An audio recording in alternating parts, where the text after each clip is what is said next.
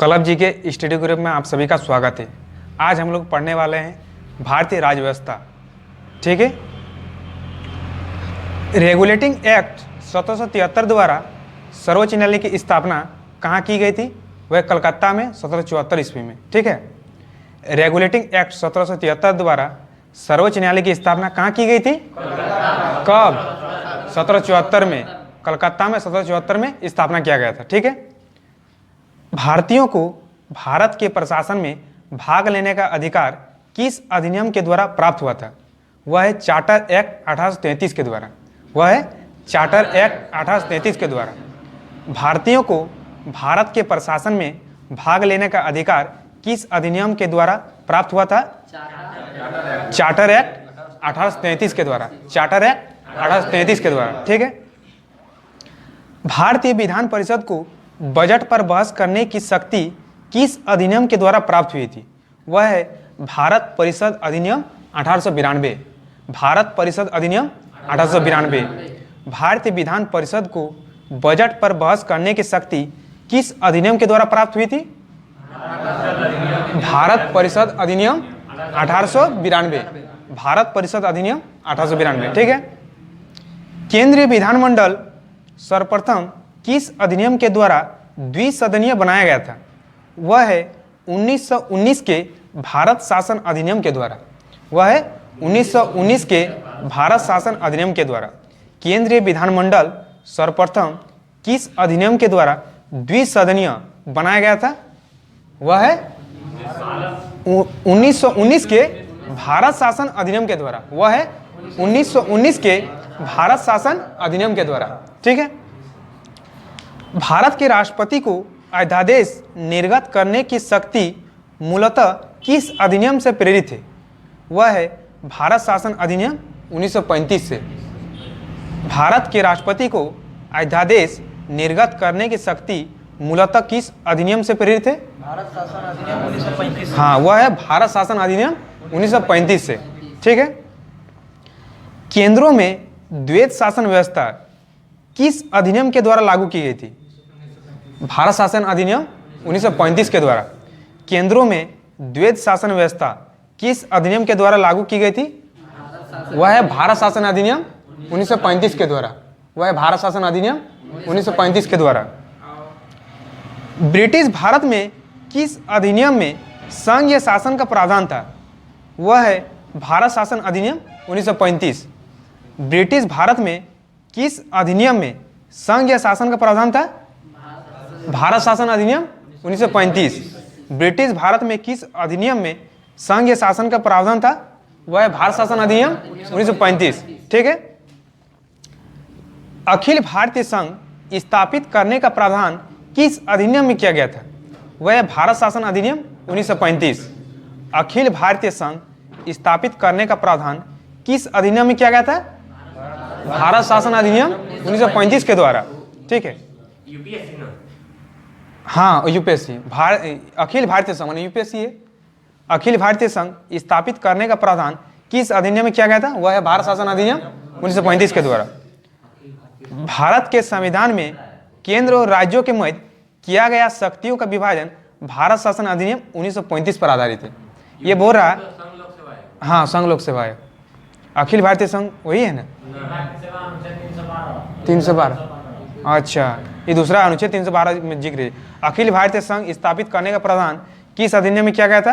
भारत शासन अधिनियम 1935 के द्वारा।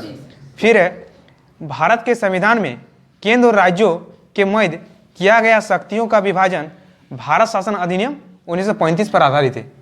बोला भारत के संविधान में केंद्र और राज्यों के मध्य किया गया शक्तियों का विभाजन भारत सरकार अधिनियम 1935 पर आधारित है। ठीक है। एक निर्वाचित संविधान सभा द्वारा भारत के संविधान का निर्माण करने का प्रस्ताव किसके द्वारा दिया गया था? वह है क्रिप्स मिशन के द्वारा। एक निर्वाचित संविधान सभा द्वारा भारत के संविधान का निर्माण करने का प्रस्ताव किसके द्वारा दिया गया था? क्रिप्स मिशन के द्वारा दिया गया था। ठीक है। संविधान 1942 में क्रिप्स मिशन हुआ था 1942 में। भारतीय संविधान का गठन किसके अंतर्गत किया गया था? भारतीय संविधान का गठन किसके अंतर्गत किया गया था? कैबिनेट मिशन 1946 ईस्वी के अंतर्गत भारतीय संविधान का गठन किसके अंतर्गत किया गया था? कैबिनेट मिशन 1946 के द्वारा। ठीक है, कैबिनेट मिशन द्वारा प्रस्तुत योजना के अनुसार संविधान सभा में प्रांतों से प्रतिनिधित्व का निर्वाचन किस अनुपात में था? हाँ, प्रत्येक 10 लाख की जनसंख्या पर एक सदस्य था। कैबिनेट मिशन द्वारा प्रस्तुत योजना के अनुसार संविधान सभा में प्रांतों से प्रतिनिधित्व का निर्वाचन किस अनुपात में था? 10 लाख की जनसंख्या पर एक सदस्य। 10 लाख की जनसंख्या पर एक सदस्य था। ठीक है, भारतीय संविधान का निर्माण करने वाली संविधान सभा के सदस्यों का चुनाव किसके द्वारा किया गया था? विभिन्न प्रांतों की विधानसभाओं के द्वारा। ठीक है, भारतीय संविधान का निर्माण करने वाली संविधान सभा के सदस्यों का चुनाव किसके द्वारा किया गया था? विभिन्न प्रांतों के विधानसभाओं के द्वारा। विभिन्न प्रांतों के विधानसभाओं के द्वारा। ठीक है, भारतीय संविधान का निर्माण करने वाली संविधान सभा के सदस्यों का चुनाव किसके द्वारा किया गया था? विभिन्न प्रांतों की विधानसभाओं के द्वारा किया गया था। ठीक है, अब पढ़े जो अंतरिम सरकार का गठन कब हुआ था? अंतरिम सरकार वो 1946 में गठन हुआ था। अंतरिम सरकार का गठन 1946 में हुआ था। ठीक है, तो अंतरिम सरकार में मन सदस्य देखना है और उसका कौन कौन डिपार्टमेंट था। ठीक, कौन कौन सा विभाग था। तो पहले विभाग देखते हैं। राष्ट्रमंडल संबंध तथा विदेशी मामले का सदस्य कौन था? हाँ, पंडित जवाहरलाल नेहरू थे। राष्ट्रमंडल संबंध तथा विदेशी मामले के सदस्य कौन थे? जवाहरलाल नेहरू, पंडित जवाहरलाल नेहरू थे। राष्ट्रमंडल संबंध तथा विदेशी मामले के सदस्य कौन थे? जवाहरलाल नेहरू, पंडित जवाहरलाल नेहरू थे। अब देख रहे हैं गृह सूचना एवं प्रसारण मंत्री कौन थे? सरदार वल्लभ भाई पटेल। ये हम लोग क्या पढ़ रहे हैं? जो अंतरिम सरकार का गठन हुआ था 1946 में। अंतरिम सरकार का गठन हुआ था 1946 में। उसी में कौन सा विभाग का कौन सदस्य थे? जैसे पहले पढ़े राष्ट्रमंडल संबंध तथा विदेशी मामले के सदस्य कौन थे? पंडित जवाहरलाल नेहरू। गृह सूचना एवं प्रसारण मंत्री कौन थे? सरदार वल्लभ भाई पटेल। खाद्य एवं कृषि मंत्री कौन थे? डॉक्टर राजेंद्र प्रसाद। खाद्य एवं कृषि मंत्री कौन थे? डॉक्टर राजेंद्र प्रसाद। उद्योग एवं नागरिक आपूर्ति कौन थे? उद्योग एवं नागरिक आपूर्ति किसके पास विभाग थे? ये थे जॉन माथाई। हाँ, उद्योग एवं नागरिक आपूर्ति विभाग किसके पास था? वही जॉन माथाई के पास थे। ठीक है, उद्योग एवं नागरिक आपूर्ति किसके पास थे? जॉन माथाई के पास। ठीक है, श्रम विभाग किसके पास थे? वह जगजीवन राम। श्रम विभाग जगजीवन राम। रक्षा विभाग किसके पास थे? हाँ, वह सरदार बलदेव सिंह के पास थे। ठीक है, अब वित्त विभाग किसके पास थे? वह थे लियाकत अली खां। लियाकत अली कौन थे? पाकिस्तान का प्रथम प्रधानमंत्री थे ना, लियाकत अली खां पाकिस्तान के प्रधानमंत्री। तो उसके पास कौन से विभाग थे? वित्त विभाग, लियाकत अली खां। ठीक है, अब शिक्षा एवं कला किसके पास थे? शिक्षा एवं कला सी राजगोपालाचारी। ये हम लोग पढ़ रहे हैं अंतरिम सरकार का गठन। जब अंतरिम सरकार हुआ था 1946 में गठन, तो एक विभाग और उसके कौन सदस्य थे? तो शिक्षा एवं कला के सदस्य कौन थे? सी राजगोपालाचारी। ठीक है, और एक बार देखते हैं क्या कि सबसे पूछता है। ठीक है, तो राष्ट्रमंडल संबंध तथा विदेशी मामले के सदस्य कौन थे? पंडित जवाहरलाल नेहरू। गृह सूचना एवं प्रसारण विभाग किसके पास थे? सरदार वल्लभ भाई पटेल। खाद्य एवं कृषि विभाग किसके पास थे? डॉक्टर राजेंद्र प्रसाद। उद्योग एवं नागरिक आपूर्ति विभाग किसके पास थे? जॉन माथाई के पास। श्रम विभाग किसके पास थे? जगजीवन राम। श्रम विभाग जगजीवन राम। रक्षा विभाग हाँ सरदार बलदेव सिंह। रक्षा विभाग सरदार बलदेव सिंह। वित्त विभाग लियाकत अली खां। वित्त विभाग लियाकत अली खां। शिक्षा एवं कला विभाग सी राजगोपालाचारी। शिक्षा एवं कला विभाग सी राजगोपालाचारी। भारत शासन अधिनियम 1919 की समीक्षा करने के लिए साइमन कमीशन का गठन कब किया गया था? 1927 में। तो यहाँ पर लिखा है 1927 में गठन हुआ था, लेकिन भारत आया था कब? 1928 में। गठन हुआ था 1927, भारत आया था 1928। ठीक है, लियाकत अली खां जो थे वित्त विभाग थे, जो पाकिस्तान के प्रथम प्रधानमंत्री थे लियाकत अली खां। ठीक है, तो यहाँ पर और एक सेंटेंस, भारत शासन अधिनियम 1919 की समीक्षा मतलब जांच करने के लिए, भारत शासन अधिनियम 1919 की समीक्षा करने के लिए वर्ष 1927 में साइमन कमीशन का गठन किया गया था। ठीक है, किसका जांच करने के लिए? भारत शासन अधिनियम 1919 का जांच करने के लिए 1927 में साइमन कमीशन का गठन किया गया था। ठीक है, कल हम लोग क्या पढ़े थे? संविधान के विभिन्न प्रावधान और उनके स्वरूप पढ़े थे ना। तो आज हम लोग पूछते हैं दो चार को। ठीक है, बोलो तुम नरेंद्र, राष्ट्रपति पर महाभियोग हम लोग किस देश के संविधान से लिए हैं? हाँ, जोर से बोलो। अमेरिका से। राष्ट्रपति पर महाभियोग हम लोग किस देश से लिए हैं? संयुक्त राज्य अमेरिका से। बोलो विष्णु तुम, जनहित याचिका किस देश से लिए हैं? हाँ, जनहित याचिका। बोलो कोई, जनहित याचिका अमेरिका। ठीक है, जनहित याचिका कहां से लिए हैं? संयुक्त राज्य अमेरिका से लिए हैं। ठीक है,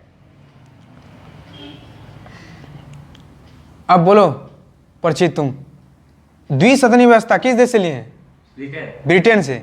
द्विसदनीय व्यवस्था ब्रिटेन से लिए हैं। इधर से कोई बोलो, विधि निर्माण प्रक्रिया किस देश से लिए हैं? ब्रिटेन से। विधि निर्माण प्रक्रिया ब्रिटेन। तुम बोलो विशाल, विधि द्वारा स्थापित प्रक्रिया किस देश से लिया है?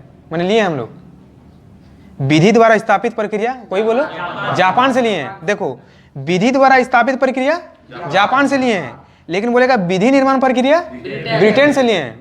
विधि द्वारा स्थापित प्रक्रिया जापान से लिए हैं। विधि द्वारा स्थापित प्रक्रिया जापान से लिए हैं, लेकिन विधि निर्माण प्रक्रिया ब्रिटेन से लिए हैं। ठीक है, अब बोलो तुम संदीप, राज्यपाल की नियुक्ति किस देश से लिए हैं? हाँ, राज्यपाल की नियुक्ति कोई बोलो, कनाडा। राज्यपाल की नियुक्ति कनाडा से लिए हैं। ठीक है, राज्यपाल की नियुक्ति कनाडा। अब बोलो कोई इधर से, राज्यसभा में सदस्यों का नामांकन किस देश से लिए हैं? आयरलैंड। राज्यसभा में सदस्यों का नामांकन आयरलैंड से लिए हैं। उसके बाद हाँ, केंद्र द्वारा राज्यों में राज्यपाल की नियुक्ति कनाडा से लिए हो गया। और हाँ, राज्यसभा के सदस्यों का निर्वाचन, राज्यसभा के सदस्यों का निर्वाचन किस देश से लिए हैं? हाँ, वो दक्षिण अफ्रीका। Very good. राज्यसभा के सदस्यों का निर्वाचन किस देश से लिए हैं? दक्षिण अफ्रीका से। अब हम लोग देख रहे हैं भारत का भूगोल। ठीक है, पॉलिटी हो गया, अब देख रहे हैं भारत का भूगोल। भारत किस गोलार्ध में अवस्थित है? हाँ, वो उत्तरी पूर्वी गोलार्ध। भारत किस गोलार्ध में अवस्थित है? उत्तरी पूर्वी गोलार्ध में। ठीक है, हाँ, भारत किस गोलार्ध में अवस्थित है? उत्तरी पूर्वी गोलार्ध में। तो भारत का उत्तर से दक्षिण की लंबाई कितना है? भारत का उत्तर से दक्षिण वह है 3214 किलोमीटर। भारत का उत्तर से दक्षिण तक लंबाई कितना है? 3214 किलोमीटर। और पूरब से पश्चिम 2933 किलोमीटर। उत्तर से दक्षिण है 3214 किलोमीटर, पूरब से पश्चिम है 2933 किलोमीटर। ठीक है, क्षेत्रफल की दृष्टि से भारत का विश्व में कौन सा स्थान है? 7वां है। पहला किसका है? रूस। उसके बाद है कनाडा। रूस, कनाडा, अमेरिका, चीन, ब्राजील, ऑस्ट्रेलिया, भारत, अमेरिका। उसके बाद है, ठीक है, पहला है रूस, उसके बाद कनाडा। पहले कौन था? तीसरा नंबर पे पहले था चीन, अब हो गया है अमेरिका। रूस, कनाडा, अमेरिका, चीन, ब्राजील, ऑस्ट्रेलिया, भारत। ठीक है, रूस, कनाडा, अमेरिका, चीन, रूस, कनाडा, अमेरिका, चीन, ब्राजील, ऑस्ट्रेलिया, भारत। ठीक है, तो क्षेत्रफल की दृष्टि से भारत का विश्व में कौन सा स्थान है? 7वां। भारतीय भूभाग का विस्तार हो गया ये वाला। भारत का क्षेत्रफल विश्व के कुल क्षेत्रफल का कितना भाग है? वो है 2.42। भारत का क्षेत्रफल विश्व के क्षेत्रफल का कुल कितना परसेंट है? 2.42% है। भारत का अक्षांश विस्तार क्या है? ठीक है, क्या है भारत का अक्षांश विस्तार? क्या है वह है, सुनो ध्यान से, 8 डिग्री 4 मिनट। 8 डिग्री 4 मिनट उत्तरी अक्षांश से, 8 डिग्री 4 मिनट उत्तरी अक्षांश से 37 डिग्री 6 मिनट उत्तरी अक्षांश के मध्य भारत का अक्षांश विस्तार क्या है? ठीक है, दोनों उत्तरी अक्षांश के मध्य में है। 8 डिग्री 4 मिनट उत्तरी अक्षांश से 37 डिग्री 6 मिनट उत्तरी अक्षांश के मध्य अवस्थित है। ठीक है, भारत का अक्षांश विस्तार हो गया।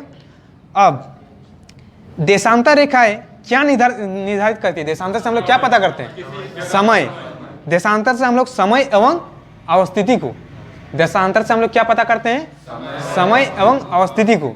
ठीक है, देशांतर रेखाएं क्या निर्धारित करती है? समय एवं अवस्थिति को। कर्क रेखा, कर्क रेखा भारत के कितने राज्यों से गुजरता है? 8 राज्यों से। सबसे पहले पूरब में, पश्चिम में सबसे पहले किस राज्य में प्रवेश करता है? गुजरात। उसके बाद राजस्थान, उसके बाद मध्य प्रदेश, उसके बाद छत्तीसगढ़, उसके बाद झारखंड, उसके बाद पश्चिम बंगाल, उसके बाद त्रिपुरा, उसके बाद मिजोरम। ठीक है, तो सबसे अधिक क्षेत्रफल में किस राज्य से गुजरता है? नहीं, वह है मध्य प्रदेश। हाँ, वह है मध्य प्रदेश, और सबसे कम राजस्थान। कर्क रेखा सबसे अधिक किस राज्य से गुजरता है? वह है मध्य प्रदेश, और सबसे कम राजस्थान। सबसे अधिक किस राज्य से गुजरता है? मध्य प्रदेश, सबसे कम राजस्थान। ठीक है, भारत को लगभग 2 बराबर भागों में कौन सा अक्षांश विभाजित करता है? भारत के बीचों बीच से कौन सा रेखा गुजरता है? कर्क रेखा। कर्क रेखा कितना डिग्री पर अवस्थित है? 23 डिग्री, 23.5 डिग्री। क्या उत्तरी या दक्षिणी? उत्तरी अक्षांश। कर्क रेखा 23.5 डिग्री उत्तरी अक्षांश में अवस्थित है। ठीक है, भारत के सबसे पश्चिमी बिंदु का नाम क्या है? हाँ, वेरी गुड, गौर माता। भारत के सबसे पश्चिमी बिंदु को क्या नाम है? गौर माता। जो कहाँ है गौर माता? गुजरात में। भारत का सबसे पश्चिमी बिंदु क्या है? गौर माता, जो किस राज्य में है? भारत का गुजरात में है। ठीक है, सबसे पूर्वी बिंदु? किबुथु। सबसे पूर्वी बिंदु क्या है? किबुथु। किस राज्य में है? अरुणाचल प्रदेश। भारत का सबसे पूर्वी बिंदु है किबुथु, जो अरुणाचल प्रदेश में है। ठीक है, भारत के सबसे पश्चिमी बिंदु गौरमाता गुजरात तथा पूर्वी बिंदु किबुथु, जो अरुणाचल प्रदेश के मध्य सूर्योदय एवं सूर्यास्त में लगभग कितने घंटे का अंतर है? 2 घंटे का अंतर है। कितने समय का अंतर है? वह 2 घंटे समय का अंतर है। गौरमाता और किबुथु के बीच 2 घंटे का अंतर है। भारतीय मानक समय रेखा किस शहर से होकर गुजरती है? ठीक है, तो भारतीय मानक समय रेखा 82.5 डिग्री किस शहर से होकर गुजरती है? हाँ, ठीक है, प्रयागराज के निकट मिर्जापुर से। प्रयागराज के निकट मिर्जापुर से। ठीक है, हाँ, और 82.5 डिग्री कितने राज्यों से गुजरता है? 5 राज्य। 5 राज्य का नाम क्या क्या है? देखो, प्रदेश में है 3 गो। सुनो, ध्यान दो इधर। भारतीय मानक समय रेखा 82.5 डिग्री को बोलते हैं। ठीक है, भारतीय मानक समय रेखा 82.5 डिग्री 5 राज्यों से होकर गुजरता है। तो पहला सुनो, पहला देखो 3 गो प्रदेश है। उत्तर प्रदेश, मध्य प्रदेश, आंध्र प्रदेश। उत्तर प्रदेश, मध्य प्रदेश, आंध्र प्रदेश, छत्तीसगढ़, उड़ीसा। उत्तर प्रदेश, मध्य प्रदेश, आंध्र प्रदेश, छत्तीसगढ़, उड़ीसा। ठीक है, कितने राज्य हुआ?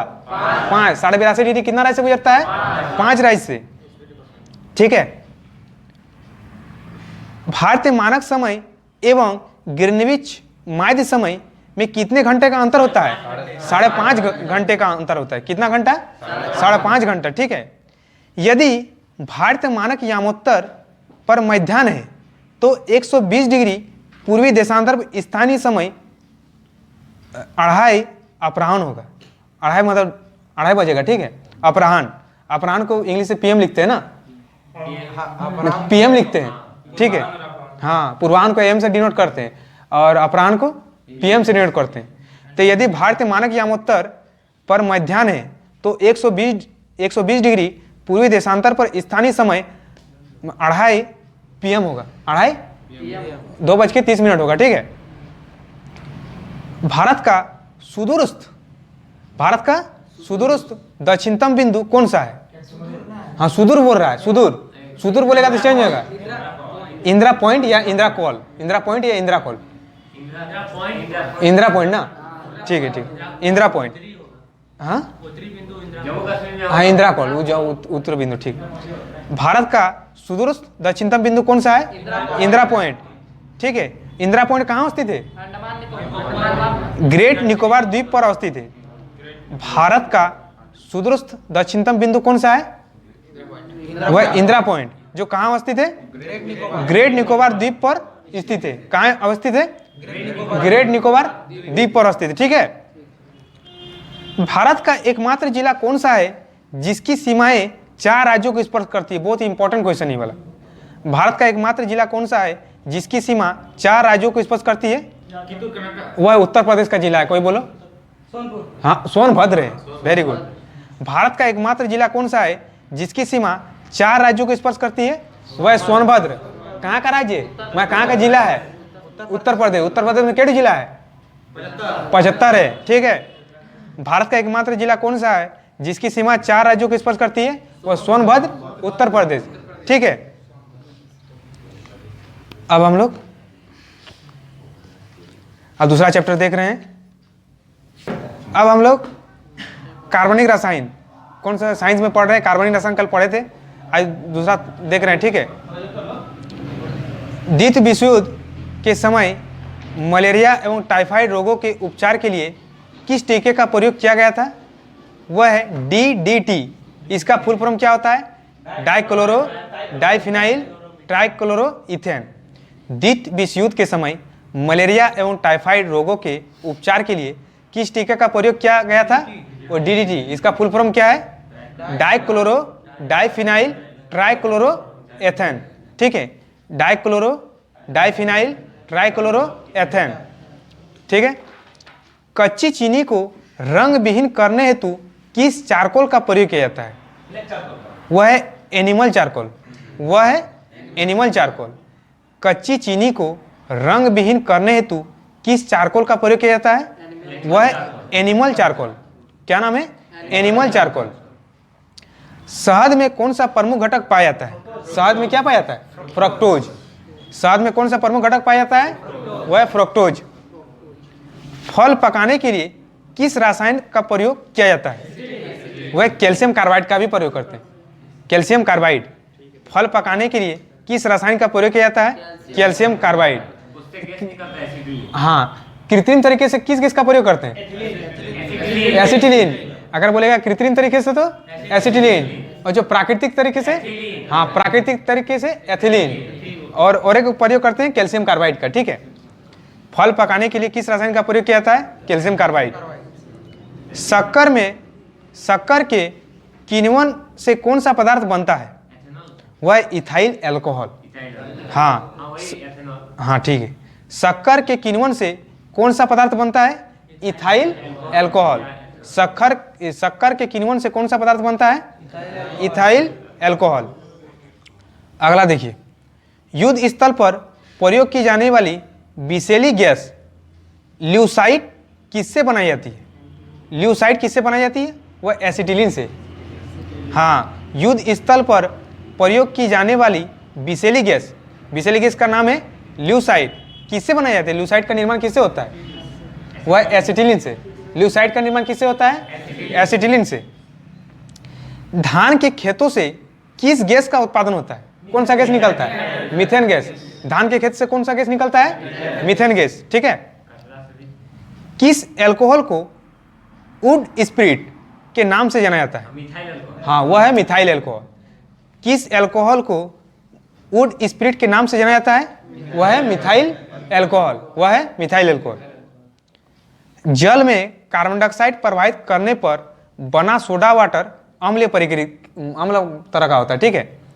जल में कार्बन डाइऑक्साइड प्रवाहित करने पर बना सोडा वाटर अम्ल प्रकृति का होता है। ठीक है। संशोधित स्पिरिट में कौन सा रसायन होता है?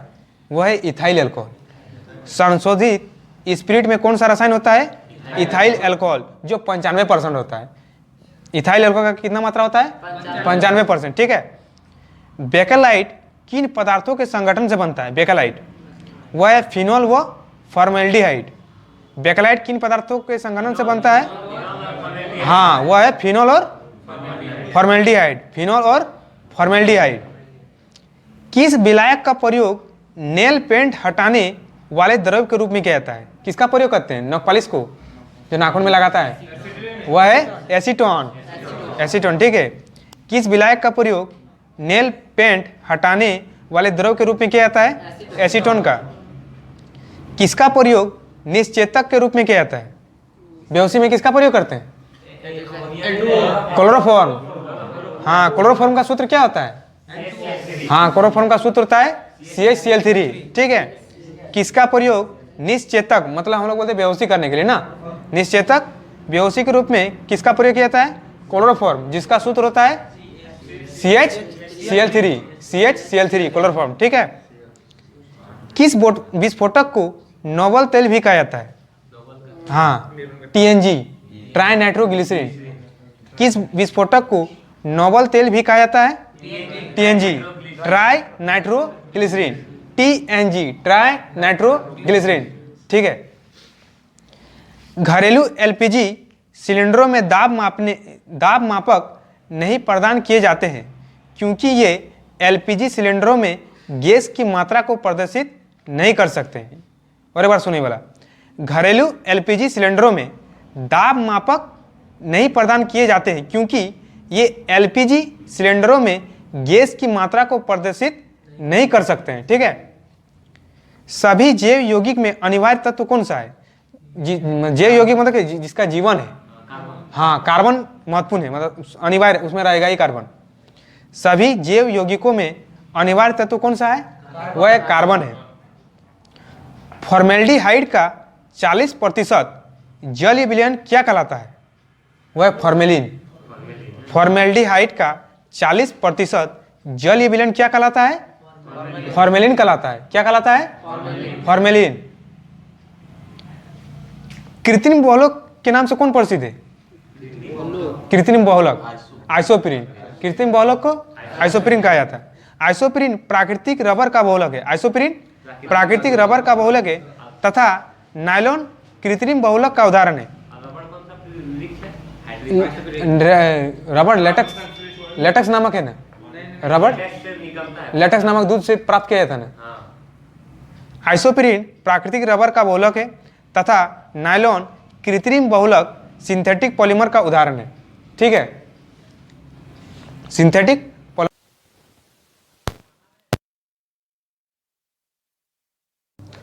अब हम लोग देख रहे हैं करंट अफेयर्स में कुछ संयुक्त सैन्य अभ्यास। ये जीडी के लिए इंपॉर्टेंट है। संयुक्त सैन्य अभ्यास 2021 और 22 में क्या क्या कुछ हम लोग इंपॉर्टेंट देख रहे हैं। ठीक है। तो पहला है जिम्बेक्स। जिम्बेक्स युद्ध अभ्यास किस माने किन दो देशों के बीच होता है? जिम्बेक्स भारत और जापान। जिम्बेक्स युद्ध अभ्यास भारत और जापान। यह आयोजन हुआ था बंगाल की खाड़ी में। ये कहाँ आयोजन हुआ था? बंगाल की खाड़ी में। और इसमें से कौन सा भाग लिया था? मतलब नौसेना। ठीक है। किन सेनाओं के बीच हुआ था? नौसेना के बीच। जिम्बेक्स युद्ध अभ्यास किसके किसके बीच हुआ था? भारत और जापान के बीच हुआ था। ठीक है। और कहाँ आयोजन हुआ था? बंगाल की खाड़ी में। और किन सेनाओं के बीच हुआ था? नौसेना के बीच हुआ था। ठीक है। अब आ गया उदार शक्ति। ठीक है। उदार शक्ति युद्ध अभ्यास 2022 किन किन देशों के बीच हुआ था? उदार शक्ति भारत और मलेशिया। उदार शक्ति युद्ध अभ्यास भारत और मलेशिया के बीच हुआ था। ठीक है। और इसका आयोजन हुआ था मलेशिया में। इसका आयोजन हुआ था मलेशिया। किन सेना के बीच हुआ था? वायुसेना। हाँ, वायुसेना के बीच हुआ था उदार शक्ति। उदार शक्ति किन किन देशों के बीच हुआ था? भारत और मलेशिया। उदार शक्ति भारत और मलेशिया। स्थान मलेशिया में होता। स्थान कहाँ हुआ था? मलेशिया। और किन सेना के बीच? वायुसेना। किन सेना के बीच? वायुसेना। ठीक है। अब ब्रज प्रहार भारत और अमेरिका। इसका आयोजन हुआ था हिमाचल प्रदेश के बकलो में। हाँ, बकलो कहाँ हुआ था? हिमाचल प्रदेश के बकलो में। और किन सेना के बीच हुआ था? थल सेना। ठीक है। ब्रज प्रहार भारत और अमेरिका के बीच। स्थान कहाँ हुआ था?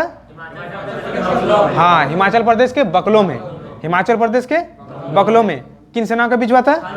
थल सेना के बीच हुआ था। ठीक है। अब अल नगा नगा लग गया मतलब हाँ, भारत और ओमान। अल नगा भारत और ओमान। स्थान राजस्थान। ठीक है। अल नगा भारत और ओमान। स्थान है राजस्थान। किन सेना के बीच हुआ था? थल सेना के बीच। अल नगा भारत और ओमान। स्थान है राजस्थान। किन सेना के बीच हुआ था? थल सेना के।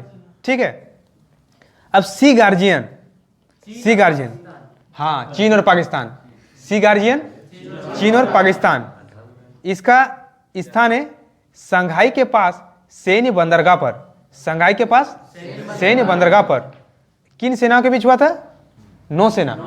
ठीक है, सी गार्जियन चीन पाकिस्तान, स्थान, हाँ ठीक है, संघाई के पास सैन्य बंदरगाह पर किन सेना के बीच हुआ था?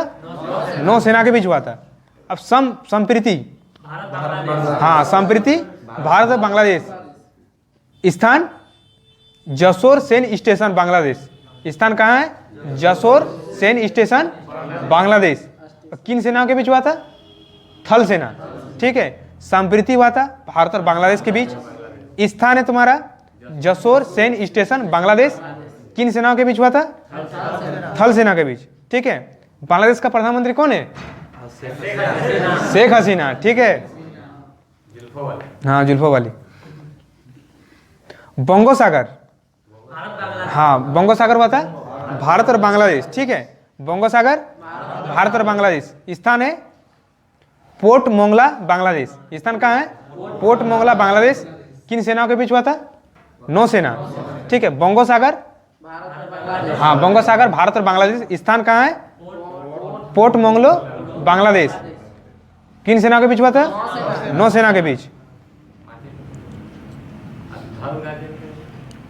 लामितिया युद्ध अभ्यास, हाँ भारत और सेशल्स। लामितिया युद्ध अभ्यास भारत और सेशल्स। स्थान कहाँ है? सेशल्स रक्षा अकादमी सेशल्स। सेशल्स रक्षा अकादमी सेशल्स। और किन सेनाओं के बीच? थल सेना के बीच। ठीक है, सिलिनेक्स भारत और, नाम सही है, सिलिनेक्स भारत और श्रीलंका। सिलिनेक्स भारत और श्रीलंका। स्थान विशाखापट्टनम। स्थान कहाँ है? विशाखापट्टनम। सिलिनेक्स है भारत और श्रीलंका। सिलिनेक्स है भारत और श्रीलंका। स्थान है विशाखापट्टनम। और किन सेनाओं के बीच हुआ था? नौसेना के बीच। सिलिनेक्स भारत और श्रीलंका। स्थान है विशाखापट्टनम। किन सेनाओं के बीच हुआ था? वह नौसेना। ठीक है, अब आ गया धर्म गार्जियन। बोलो धर्म गार्जियन, हाँ भारत और जापान। धर्म गार्जियन भारत और जापान। स्थान है बेलागावी, बेलगांव कर्नाटक। बेलागावी, बेलगांव कर्नाटक। स्थान है किन सेना के बीच हुआ था? थल सेना। ठीक है, धर्म गार्जियन भारत और जापान। स्थान है बेलागावी कर्नाटक। कौन सेना के बीच? थल सेना के बीच। ठीक है, ठीक है। अब अगला चैप्टर हम लोग देख रहे हैं, नेक्स्ट चैप्टर। अब हम लोग आधुनिक भारत में प्रेस का विकास यानी इतिहास के कुछ महत्वपूर्ण टॉपिक्स के बारे में चर्चा करते हैं। पिछली वीडियो में हमने करंट अफेयर्स कुछ कारणों से नहीं दे पाए थे, तो आज दे चुके हैं। अब हम लोग इतिहास के बारे में जानते हैं। पहला क्वेश्चन है, भारत का प्रथम समाचार पत्र द बंगाल गजट किस वर्ष प्रकाशित किया गया था? 1780। किसके द्वारा? जेम्स ऑगस्टस हिक्की के द्वारा। जेम्स हिक्की, इसका शॉर्ट नाम है जेम्स हिक्की। भारत का प्रथम समाचार पत्र क्या नाम है? The Bengal gazette. तो किस वर्ष प्रकाशित किया गया था? 1780 में जेम्स हिक्की के द्वारा। James Hicky. Vernacular press act किस वायसराय के समय पारित हुआ था? Lord Lytton. Vernacular press act किस वायसराय के समय पारित हुआ था? कब हुआ था? 1878 हुआ था। 1878। वर्नाक्यूलर प्रेस एक्ट किस वायसराय के समय पारित हुआ था? लॉर्ड लिटन 1878 में।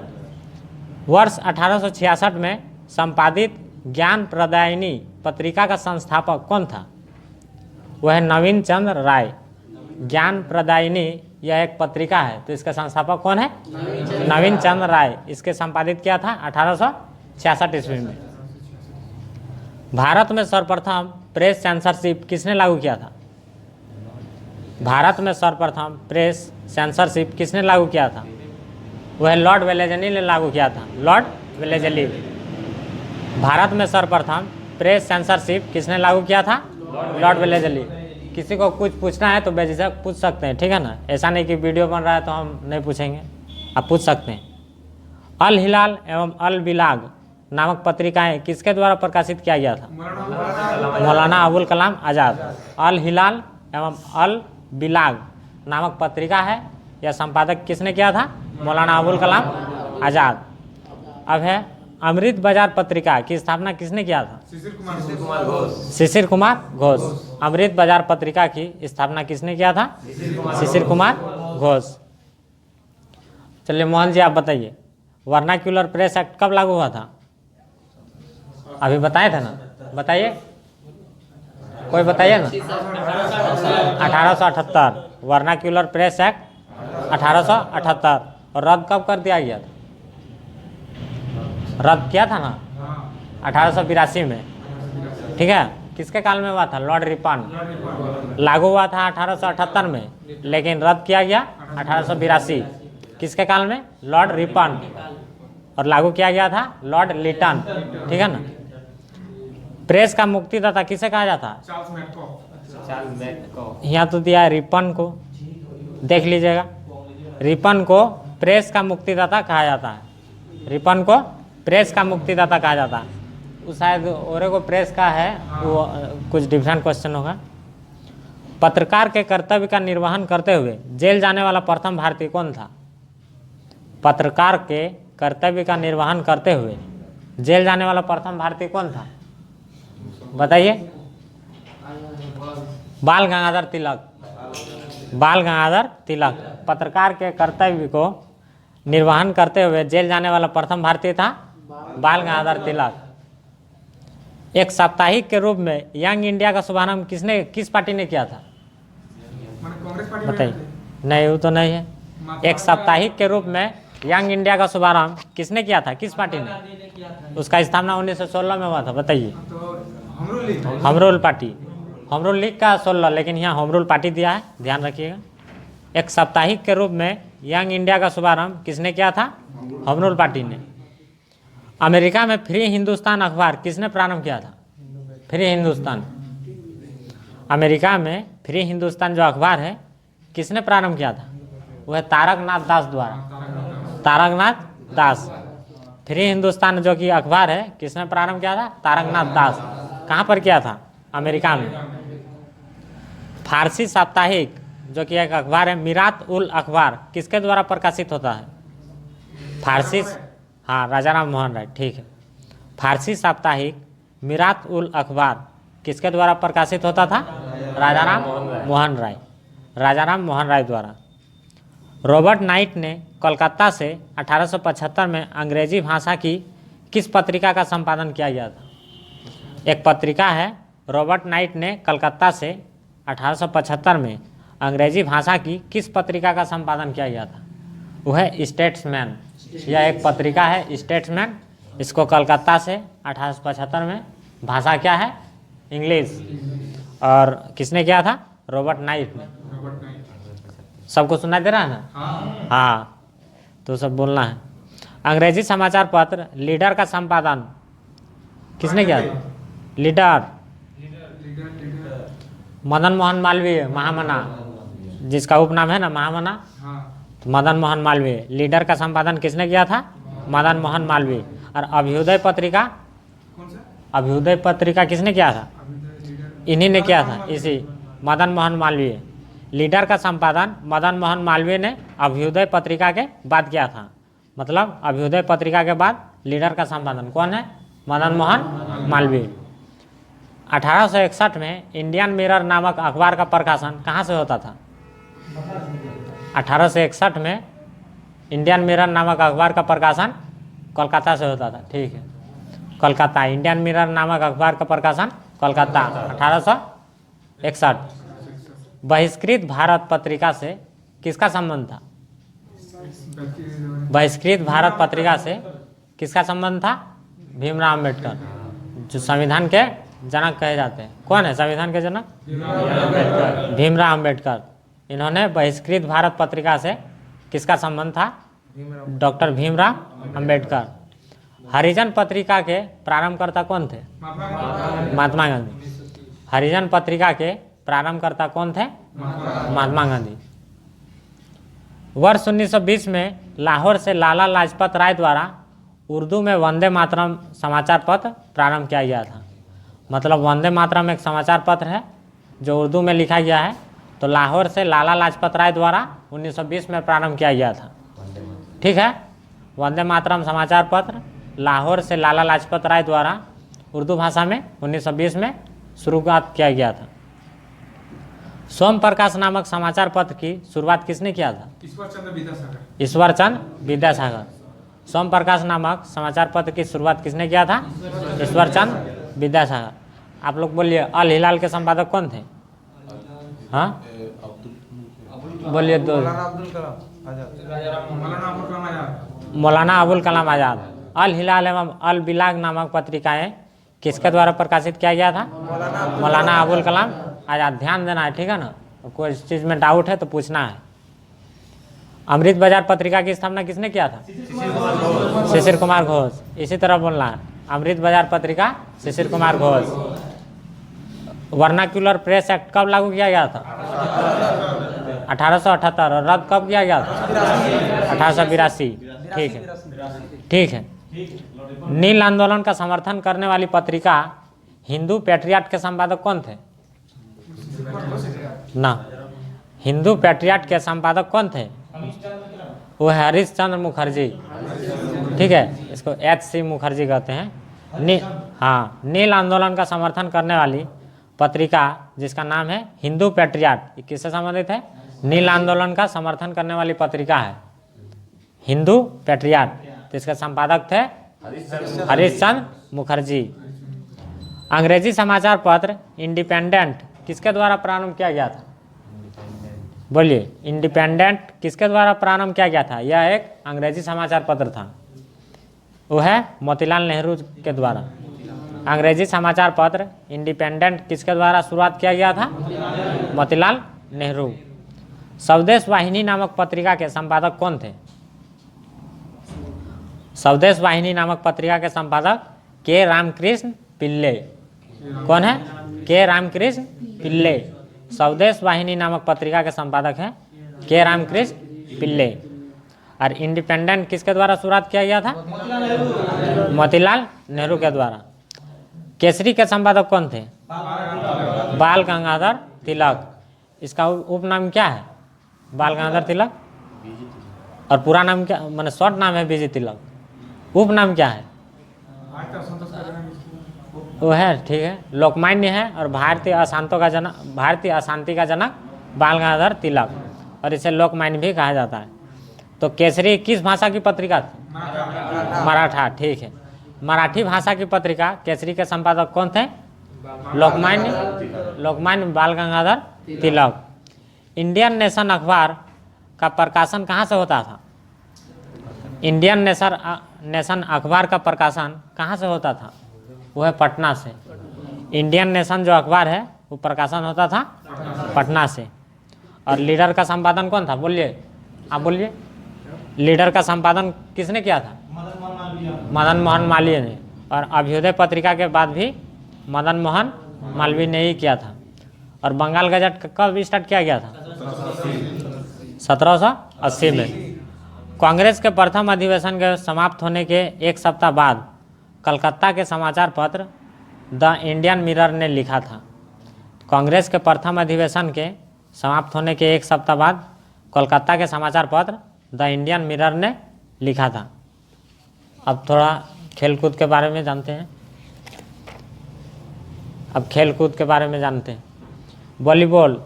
तो वॉलीबॉल का जन्मदाता किस देश को माना जाता है? अमेरिका। वॉलीबॉल का जन्मदाता अमेरिका को माना जाता है। इस खेल को कब शुरुआत किया गया था? वॉलीबॉल 1825 में। और किसने शुरुआत किया गया था? अमेरिका देश है, लेकिन आदमी का नाम है विलियम जी मॉर्गल। वॉलीबॉल का जन्मदाता देश है अमेरिका। इस खेल को विलियम जी मॉर्गल द्वारा 1825 में शुरुआत किया गया था। इसका मुख्यालय कहाँ स्थित है? हॉकी का मुख्यालय कहाँ था? तो वॉलीबॉल का भी वही है, लुसाने, स्विट्जरलैंड में। हॉकी का और वॉलीबॉल का मुख्यालय कहाँ स्थित है? लुसाने, स्विट्जरलैंड में स्थित है। और इसका सर्वोच्च संस्था है international volleyball federation. International volleyball federation 1825 में जी मॉर्गल द्वारा शुरुआत किया गया था। किस देश में? अमेरिका। इसका जन्मदाता देश है अमेरिका। और इसमें प्रत्येक टीम में खिलाड़ी की संख्या कितनी है? 6। और यह किस देश का राष्ट्र खेल है? वॉलीबॉल किस देश का राष्ट्र खेल है? श्रीलंका का। वॉलीबॉल श्रीलंका का राष्ट्र खेल है और इसमें प्रत्येक खिलाड़ियों की संख्या होती है 6। ठीक है। अब टेबल टेनिस। टेबल टेनिस का जन्मदाता किस देश को माना जाता है? चीन का राष्ट्र खेल है टेबल टेनिस, लेकिन जन्मदाता देश है इंग्लैंड। चीन का राष्ट्र खेल है टेबल टेनिस, लेकिन टेबल टेनिस का जन्मदाता है इंग्लैंड। सावधानी रखना है क्वेश्चन में। और इस खेल को पिंग पोंग भी कहा जाता है। टेबल टेनिस का नाम क्या है? Ping pong. P ping pong. Table tennis का नाम है पिंग पोंग। टेबल टेनिस के नियामक संस्था पिंग पोंग एसोसिएशन का गठन वर्ष 1921 में किया गया था। पिंग पोंग एसोसिएशन का गठन कब किया गया? 1921 में। और 1926 में नाम चेंज करके क्या कर दिया गया? International table tennis federation. Table tennis का नाम है पिंग पोंग, तो इसका गठन किया गया था 1921 में, लेकिन 1926 में नाम चेंज करके इंटरनेशनल टेबल टेनिस फेडरेशन कर दिया गया। और इसका मुख्यालय कहाँ स्थित है? Lausanne, Switzerland. वॉलीबॉल, हॉकी और टेबल टेनिस, ये तीनों का मुख्यालय कहाँ है? Lausanne, Switzerland. सबको समझ में आ रहा है ना? हाँ तो बोलना है हाँ। इसका मुख्यालय लुसाने, स्विट्जरलैंड में स्थित है। अब और एक कर दे रहे हैं, बैडमिंटन। बैडमिंटन की सर्वोच्च नियामक संस्था इंटरनेशनल बैडमिंटन फेडरेशन है। बैडमिंटन की सर्वोच्च नियामक संस्था है इंटरनेशनल बैडमिंटन फेडरेशन। इसका मुख्यालय कहाँ स्थित है? कुआलालंपुर, मलेशिया, जो कि वहाँ का राष्ट्र खेल है मलेशिया का क्या है? बैडमिंटन। मलेशिया और इंडोनेशिया का राष्ट्र खेल है बैडमिंटन। तो बैडमिंटन का मुख्यालय कुआलालंपुर, मलेशिया में स्थित है। 1934 में स्थापना किया गया था। कब? 1934। विश्व बैडमिंटन चैंपियनशिप की शुरुआत 1977 में किया गया था। स्थापना हुआ था 34 में, लेकिन शुरुआत कब हुआ था? 1977 में। मेरी कॉम के नाम से किसे जाना, मतलब उसका आईनी नाम क्या है मेरी कॉम का? सुपर मॉम, मतलब सुपर मॉम मेरी कॉम, उसका आईनी नाम। नीरज चोपड़ा किस खेल से संबंधित है? ठीक है, एथलेटिक्स के अंदर भाला फेंक। ठीक है, नीरज चोपड़ा एथलेटिक्स से संबंधित है। लवलीना बोरगोहेन किस खेल से है? मुक्केबाजी। लवलीना बोरगोहेन मुक्केबाजी। देख लीजिएगा। अवनी लेखेरा कहाँ से है? राजस्थान। ठीक है, और किस खेल से है? मतलब पैराशूटिंग यहाँ दिया हुआ है। अवनी लेखेरा पैराशूटिंग खेल से संबंधित है। प्रमोद भगत बैडमिंटन। प्रमोद भगत बैडमिंटन। और नेक्स्ट है मनीष नरवाल, किस खेल से संबंधित है? मतलब पैराशूटिंग दिया हुआ है। मनीष नरवाल पैराशूटिंग। चलिए बोलिए मोहन जी, आप बोलिए। सुनील छेत्री किस खेल से संबंधित है? फुटबॉल से संबंधित है। ठीक है, सुनील छेत्री फुटबॉल से संबंधित है। रवि कुमार किस खेल से संबंधित है? कुश्ती। रवि कुमार कुश्ती से संबंधित है। अब है मिताली राज, किस खेल से है? क्रिकेट। मिताली राज क्रिकेट। मनप्रीत सिंह किस खेल से संबंधित है? हॉकी। मनप्रीत सिंह हॉकी से संबंधित है। अब बोलिए, कल हम लोग पढ़े थे वर्धमान कप किस खेल से है? हाँ, वेट लिफ्टिंग। ठीक है, वर्धमान कप वेट लिफ्टिंग से संबंधित है। कोलंबो कप किस खेल से है? Football. Colombo cup football. FIFA cup football. बताइए फुटबॉल में खिलाड़ी की संख्या कितनी है? 11। फुटबॉल में 11। हाँ, सर्वाधिक खिलाड़ी की संख्या रग्बी फुटबॉल, जो कि 15 है, और यह स्कॉटलैंड का राष्ट्र खेल है। दिलीप ट्रॉफी किस खेल से है? Cricket. Dilip trophy cricket. Rovers cup किस खेल से है? Football. Rovers cup football. Subroto cup किस खेल से है? Football. Subroto cup football. B C Roy cup किस खेल से संबंधित है? Football. B C Roy cup football. Irani trophy और रणजी ट्रॉफी किस खेल से? Cricket. Irani trophy, Ranji trophy cricket से संबंधित है। डेविस कप टेनिस से संबंधित है। डेविस कप टेनिस, ध्यान से सुनना है। Davis cup tennis. Canada cup वो है गोल्फ से। कनाडा कप किस खेल से संबंधित है? Golf. Canada cup golf. Thomas cup badminton. Thomas cup badminton से संबंधित है। उबर कप, हाँ बैडमिंटन। उबर कप बैडमिंटन। बैडमिंटन में खिलाड़ी की संख्या 1 या 2, ठीक है। खिलाड़ी की संख्या है बैडमिंटन में 1 या 2। Vijay Hazare trophy cricket. Vijay Hazare trophy cricket. Federation cup इस kabaddi. Federation cup kabaddi. Federation cup kabaddi से संबंधित है। Azlan Shah cup hockey. Azlan Shah cup hockey से संबंधित है। US open tennis. US open tennis.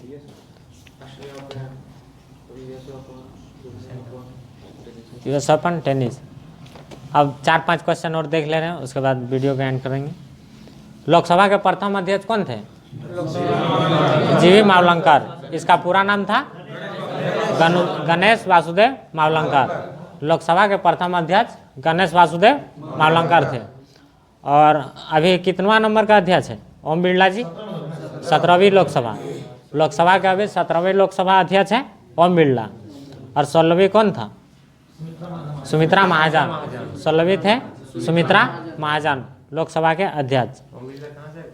Om Birla Kota Rajasthan से, ठीक है। अब राज्य का महाधिवक्ता है, ठीक। तो आर्टिकल कितना में जिक्र किया गया? 165। अनुच्छेद 165 राज्य का महाधिवक्ता, अनुच्छेद 165। इसमें जिक्र किया गया है वह राज्य का सर्वोच्च कानून अधिकारी होता है। कौन? महाधिवक्ता। अनुच्छेद 165 राज्य का सर्वोच्च कानून अधिकारी महाधिवक्ता, अनुच्छेद 165। और केंद्र का सर्वोच्च कानून अधिकारी महान्यायवादी, जो अनुच्छेद 76 में जिक्र किया गया है। वह केंद्र का सर्वोच्च विधि अधिकारी होता है, महान्यायवादी। महाधिवक्ता की नियुक्ति किसके द्वारा किया जाता है? महाधिवक्ता राज्यपाल। क्वेश्चन में ध्यान देना है। महाधिवक्ता की नियुक्ति राज्यपाल के द्वारा होती है। अभी झारखंड के वर्तमान राज्यपाल कौन है? रमेश बैस। झारखंड के वर्तमान राज्यपाल है रमेश बैस। और मुख्यमंत्री है हेमंत सोरेन। राज्यपाल वैसे व्यक्ति को महाधिवक्ता नियुक्त करता है जिसमें उच्च न्यायालय के न्यायाधीश बनने की योग्यता है। राज्यपाल वैसे व्यक्ति को महाधिवक्ता नियुक्त करता है जिसमें उच्च न्यायालय के न्यायाधीश बनने की योग्यता रखता हो। वह अपने पद पर राज्यपाल के प्रसाद पर्यंत बना रहता है। मतलब महाधिवक्ता राज्यपाल के प्रसाद पर्यंत बना रहता है, मतलब राज्यपाल जब तक चाहे।